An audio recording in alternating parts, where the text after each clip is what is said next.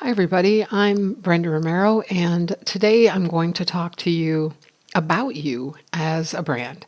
It's a critically important thing to get your head around, particularly as you get started on your journey as a game developer. So that's me there. I got started on my journey when I was 5. That's actually when I start making games. I grew up in northern New York and we didn't have a lot of money, so my mom would take me to flea markets. And she'd give me a dime, and with that dime, I could buy anything I wanted. Although you can probably imagine with a dime, you can't get too much. But what I could get were board games, or board games that more often than not were missing some of their pieces. And so I would collect these pieces.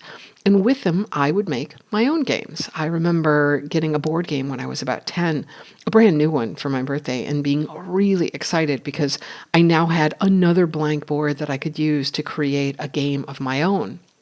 So when I'm about 11, my mother gets me Dungeons and Dragons, and man, it is impossible to understate the effect that D&D had on me. I could create worlds, I could go wherever I wanted to go, and basically I never needed to go outside again. I think that's why I was so blown away by Stranger Things when it came out. I was an awkward and unpopular kid, and I felt like all of those kids were me, and they were going on adventures that I wanted to go on. Now, by the time I'm 14, I upgrade to Rollmaster. And this was a pencil and paper game that we played. It was fantastic, except for one thing. I didn't like the rules for encumbrance. And so I rewrote them. And any of you programmers listening to this know when you make massive changes in one system, well, it kind of has some massive knock-on effects. And so I ended up rewriting the entire system. We called it Brenda Law, actually, and we played it for a couple years. I wish I still had it. I don't, though. In the early 80s, I get a job in the game industry working on Wizardry Proving Grounds of the Mad Overlord, and you are looking at this graphic spectacular here. But Wizardry at the time, man, it was cutting edge. In fact, this game led to and was the inspiration for all the Final Fantasy games. So fast forward 30 years, and I am now game director on Empire of Sin. But let's get back to you, and let's get back to you as a brand. When we think of brands, we often think of company names like, say, Creative Assembly, or games like their Total War Warhammer. We might even think of people like, say, game director Hideo Kojima, or writer and narrative designer Rihanna Pratchett. We might think of game director Amy Hennig, or even, say, game programmer John Carmack. Each one of these individuals has name recognition within the game industry. You say their names to a fellow game developer or player, and odds are they have heard of them, and they associate their names and the things that they do with quality. And that actually makes them a brand. Thinking of ourselves as a brand, I totally get this, on the other hand, is sometimes a difficult stretch. In fact, it might even feel egotistical, but I assure you it's anything but. In fact, if you are in school or already in the industry, you are well on your way. Let me give you some fill-in-the-blank examples. And I assure you, if you have ever done any group work as part of a game jam or your college curriculum or even work experience, I'm pretty sure you'll have no problem filling in these blanks. So here we go. I would never work with him again because he never shows up. Last time I did a project with whatever his name is, it was a nightmare. Or conversely, if so-and-so is on the team, absolutely, count me in, totally willing to be there. And you start to see that even before we've made real inroads into the industry, we're picking up on things here or there that are forming a brand. So for instance, let's take somebody like Wakila here. She's always on time, she writes clean code, she comments it, she's friendly, and when the team needs a change or thinks something can be done better, she's absolutely eager to receive that feedback because she wants to be better at what she does. Let's contrast this with Ken. He always has an excuse for why he didn't make it to the meeting, or something went wrong, or he didn't have the time to debug his code or do the things that he said he was going to do. When you talk to him about anything, he's combative. And when asked about even the simplest of things, he's got some reason for it. There is zero chance that you want to be on any project with him. I would be remiss if I also didn't mention the visionary. I'll call this guy Ted. So, Ted deeply believes that he knows more about games than you do, more about design, more about art. He is an absolute expert, even at things he has never actually done. In all conversations, things have to be his way. He interrupts freely and with wild abandon and does 90% of the talking. People do not want to be in a group with Ted because he is a group unto himself. These are forms of early branding, something we might refer to as our reputation. And they stick with people as they head into the professional world. So, for instance, I want you to think about the worst person you have ever been on a team with. A person who might have screwed you over or whose work was so poor that you have no idea how they really got where they got in the first place. Now imagine that you're working at a company and the resume comes in with a typo, no less, there in the bottom, because it's Ted and that's what Ted does. Actually, it's John, but we'll keep going here.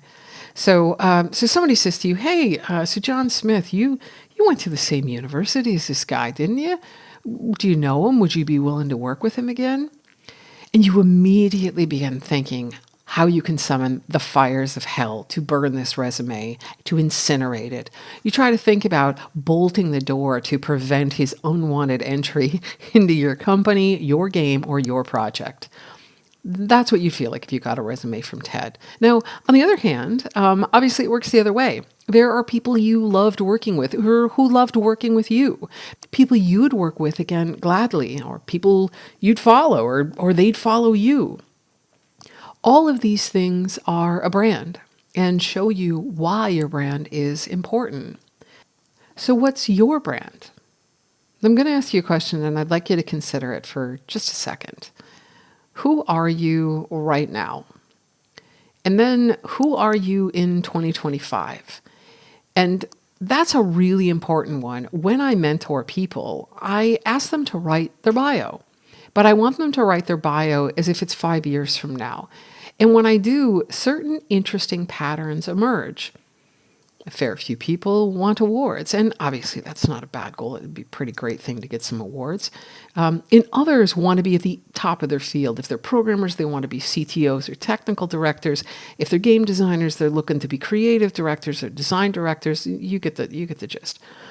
Others want to make sure that they have released a certain number of games. And still others may be trying to move from, say, mobile into AAA, or they might be in AAA and hoping to go the other way. Creative director Shigeru Miyamoto has talked about knowing the core of your game and revisiting it again and again as you go through development to make sure that you're staying on track. And obviously that's excellent advice, but it's also excellent personal advice. So review your bio and review it again and again. Review it several times a year to see if you're still on track to be who you want to be. And you can ask yourself questions like, are you going in the right direction? Do you still actually want to go in that direction? I have known artists who became programmers and programmers who became designers and programmers who became producers. Give yourself time to get your footing. But like Miyamoto says, revisit the core again and again. And it's also fine to completely change direction. Miyamoto himself, in fact, was actually a toy designer. He's also known for changing direction of his games midway, although it's something he says he's moved away from. So if you take one thing away from this entire talk, please write your bio for 2025 and let me know how you get on. So let's talk a bit about establishing your brand and what your brand is made of. So first, let's start with your portfolio. When I talk to developers and find out what it is they're hoping to see in people's portfolios, I hear the same things again and again. They want to know who you are. They want you to show what you are, show your actual work, and show proof that you're making games. One of the easiest ways to leapfrog to the top of the resume pile, so to speak, is to actually have finished games on your site. You'd be surprised how many people don't. Also, don't make people work for your work. to see who you are. Don't have splash pages. Keep things clean. Have obvious thumbnails. Keep the personal stuff off there. It's just not necessary. And show your gameplay in videos. People don't want to have to download something, install it, get new drivers or whatever. Just show me your gameplay. Also, with your portfolio, bear in mind that you are as good as your worst image, your worst code sample, your worst writing, or your worst game. So in many cases, less is more. If you are thinking, oh my goodness, I only have 5 things to show, if those are 5 good things, that's great. It's better than 5 good things and 5 not so good things, because that's what they'll remember you for. Also, I've been asked by several art directors to tell you not to put a car in your portfolio because they've seen a bazillion of them. Find something that makes you stand out, like what's really unique about you. And if you're specifically trying to target a specific company, make sure your portfolio reflects that direction and that decision of yours. Some companies even offer suggestions on what they're looking for on their websites. So next up is your experience. And many people, especially those getting into the industry, are like, but I don't have any experience. How am I supposed to get experience if I don't have any experience? Well, it doesn't necessarily mean job experience, right? Like you can teach yourself things. In fact, probably the most hardcore programmers I know in the game industry are entirely self-taught. So you can teach yourself lots of stuff and show proof of that. You can also do independent work. There's nothing stopping you from making a game yourself. Go to game jams and submit all those games for every single festival that you see that offers any kind of award. Because if you win an award, like if you won something, say, as big as the IGF, that's huge. You know, that will move mountains. And if you don't win an award, you might get a nomination. And trust me, that's not too bad either. The next thing is your resume or your CV. Your resume should not be a tome, nor should it be needlessly abrupt. Tell people what they need to know about you. So if we look at a resume, people expect to see relevant experience. They don't want you to exaggerate. Proofread your resume. And also customize it to the employer. Don't feel like you have to send out one single resume to everybody else. You might have a wide amount of experience, but you want to tailor that to somebody. And nobody necessarily cares about the coffee shop job that you had. What they want to see is the experience that you have that can benefit them. Another thing that is particularly important is just your involvement with the industry, your involvement with other creative people. So any volunteering you've done, speaking, podcasts, outreach, teaching, all of that stuff is important to show your passion and to show who you are as a person. Lastly, it's a big one. In fact, it's kind of it's a huge one, is your social media. So we'll just put it here all on its own. Social media is quite obviously really important, and though all of your social media accounts are obviously personal, they are also a reflection of you in the world. And the internet is quite obviously forever. You can delete a tweet, but you cannot delete a screen grab.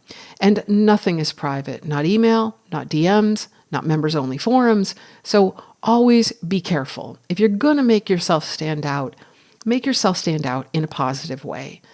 And with that, I want to talk a little bit about how to do that in a cover letter.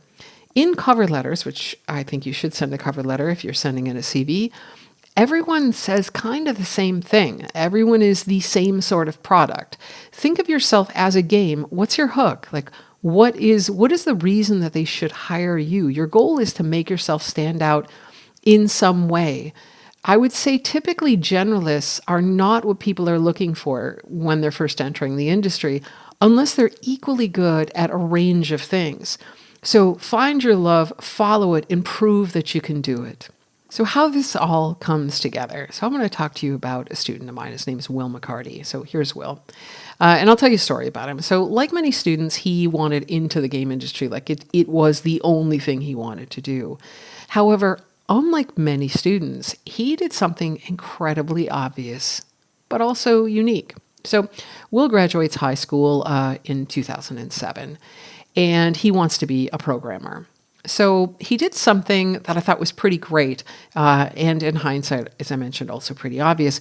He looked at want ads for a job he'd want 4 years later when he graduated college.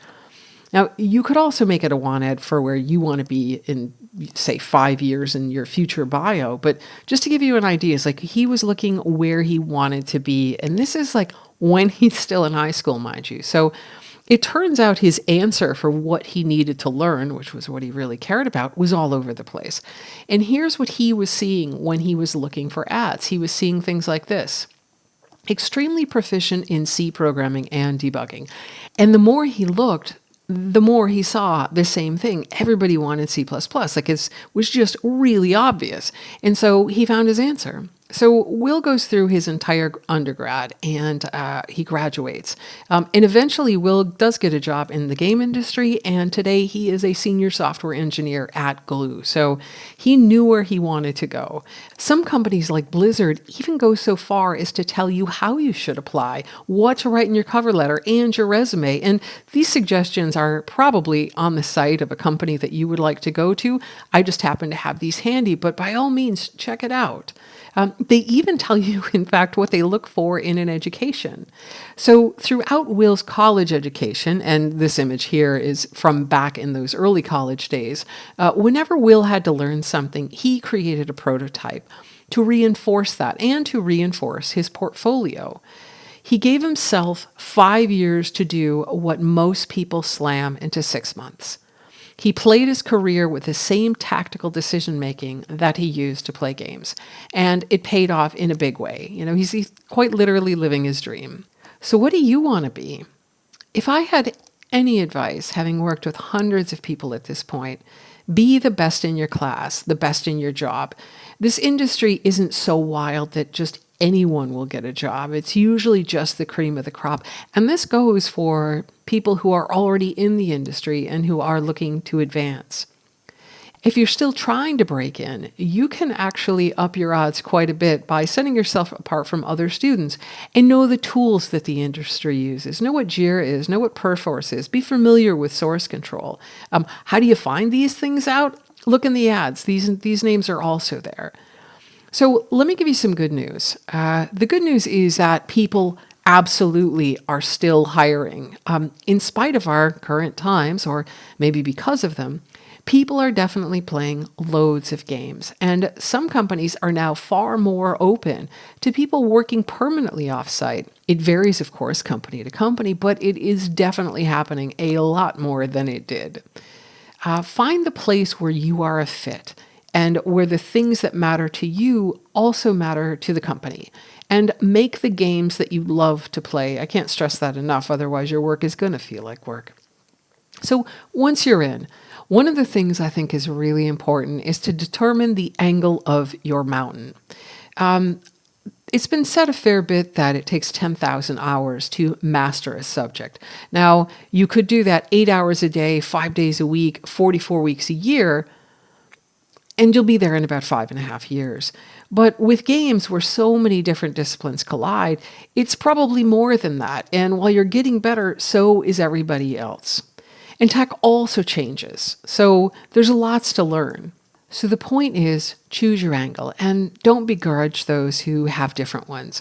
For me, my work is my life, and I could probably be accused of working too much if you were looking from the outside in.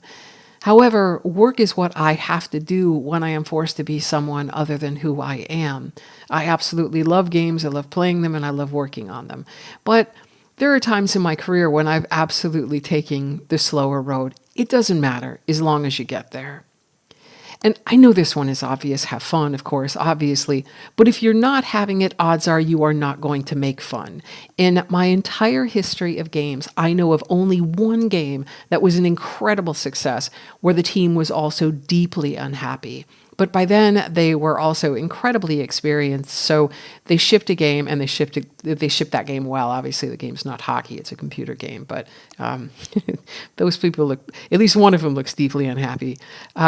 Making games is quite obviously really hard work, and shipping games is even harder. Your team will become like your family, so you want to make sure you're working somewhere where it is fun. I also suggest that you look for ways to grow. I got my foot in the door at Surtech when I was 15 years old. I mean, I was just a kid. I was actually known as the Wizardry Hotline. I was a real FAQ. And I spent the next few years of my life doing effectively community support. If you had questions about wizardry, I had your answer. In fact, there is still a huge portion of my brain dedicated to remembering unbelievably trivial questions about those games. When I went to college, I continued working at Surtech, always looking for something new to learn. Careers are like games, and if the player keeps doing the same stuff over and over and over again, they're going to get bored. For me, growing and learning is critical. Since our industry doesn't sit still, it seems easier than ever to learn more. And then sometimes it is time to leave. While I'm grateful for my early start in the industry, I mean, I was just a kid, I was 15, by the time I left Surtech in 2001, 20 years had passed. I'd gone from Wizardry 1 to Wizardry 8. I'd seen the rise and fall of single-player, super hardcore RPGs, and I witnessed the birth of first-person shooters and MMOs and mobile games and so much more. I designed everything there was to design: stories, systems, levels, loot drops. I learned so much at Surtech, but here's the surprising part. Maybe I should have left earlier than I did. 20 years is a long time to learn the same things from the same people. Maybe it's worth expanding your horizons. I never learned faster than when I went elsewhere and eventually out on my own. I'm comfortable in the nest, so to speak. It took me too long to look for new teachers who could expand my horizons and keep me challenged in growing. And on that note, I wish I had thought about this. I wished I had consciously sought mentors out in my early career. Always look for someone better than you are at something and actively learn for them. Hire them if you can. It's hugely beneficial. You don't need to be the best person on your team, even if you're the lead. You want people who are great at what they do. Clearly and obviously, I don't know everything. When someone tells me they have more to learn, I definitely do not see that as a weakness, but as an aspiration. The more you learn, the more you know you need to learn. I don't even know that I believe in imposter syndrome. I don't feel like I don't belong. I always feel like I have more to learn. And I guess imposter syndrome, at least to me, is feeling bad about that. But I know that there's lots more in front of me. In games, the core is the one thing the game is about, and every feature must make that core stronger. In life, my core is no different. I am here to make games. And the older I get, the more I think about this. I only have so many games that I can make and so much time to devote to them. What I do, what I choose to take on, it's all zero sum. And I think that's why it's so important that you write that bio and that you work toward it and that you remember what you came here for. You remember what you want to get and what you want to be. I hope that everyone watching this finds their way into the game industry. And if you're already in the game industry, it is my hope that you stay. Thank you.